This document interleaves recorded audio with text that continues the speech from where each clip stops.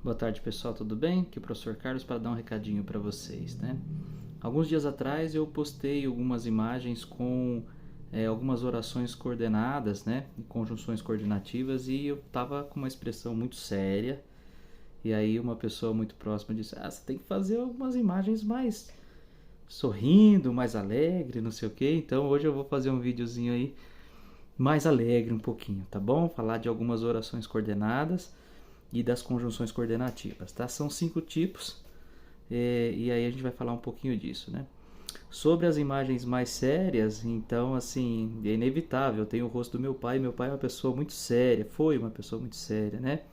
Já foi, né? E então, assim, às vezes é inevitável fazer aquela carranca do Carlo Preto, né? Para muito séria, enfim, tá bom?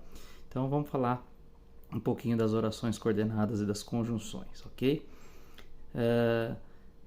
Vamos lá para o primeiro exemplo, um exemplo que eu usei em sala de aula, que é um pouco mais leve do que aquelas orações que eu postei lá no Instagram e no Facebook, tá?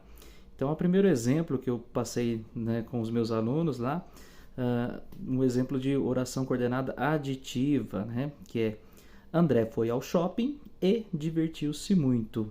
O E faz a ligação entre as duas ideias da frase, né, da oração, período composto, e por isso o E é uma conjunção aditiva, e então a classificação da oração vai ser também aditiva, né? Uma oração coordenada aditiva, ok?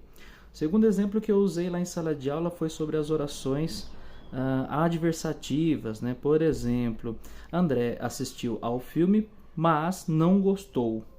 Tá? Então esse mas ele se opõe à primeira ideia de assistir ao filme, porque normalmente nós gostamos de assistir a um filme, né? Porém, no caso de André, ele não gostou. Então as duas ideias são opostas.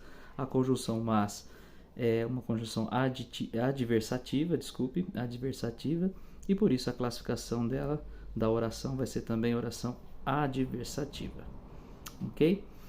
Um terceiro exemplo que eu usei em sala de aula lá foi: o pai de André não foi ao trabalho porque estava doente.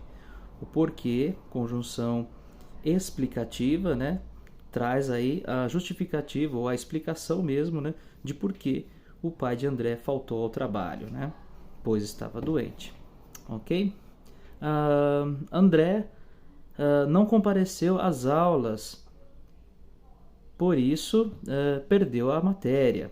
Então, a conjunção por isso, né, a expressão por isso é uma conjunção conclusiva, e por isso, repetindo por isso, na oração, a oração perdeu a matéria seria então uma oração conclusiva, ok? E por último, né, as orações alternativas, né, que são a última classificação aí. André, você virá conosco ou ficará em casa? Né? O ou tem essa característica de mostrar para a gente duas opções a serem escolhidas, uma das duas, né? Uma ideia de escolha aí, tá?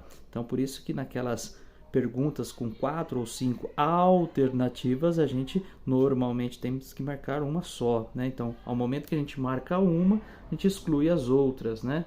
Vamos usar o dedo certo aqui, né? Para não ter confusão, tá bom? Então, assim a gente tem as orações coordenadas e as conjunções coordenativas. Aditiva e, né? Existem outras, mas nesse exemplo que eu dei o e. As adversativas, que expressam oposição mas ou porém. As explicativas porque, pois, né? Porque aí é o porquê junto, sem acento, hein, galera? Não vai errar isso. As conclusivas por isso e portanto, que trazem um fato que gera uma ideia de consequência ou de resultado, né? Então acontece uma coisa que gera um resultado ou uma conclusão, tá bom? E por último, as alternativas, né? A gente tem como o ou como mais utilizado, né? Não é que é a principal, mas é a mais utilizada. E aí, se vocês já souberem isso, o seu professor de português já vai ficar bem contente, tá bom? Então, um videozinho um pouco mais leve hoje aí e com mais sorrisos. Abraço.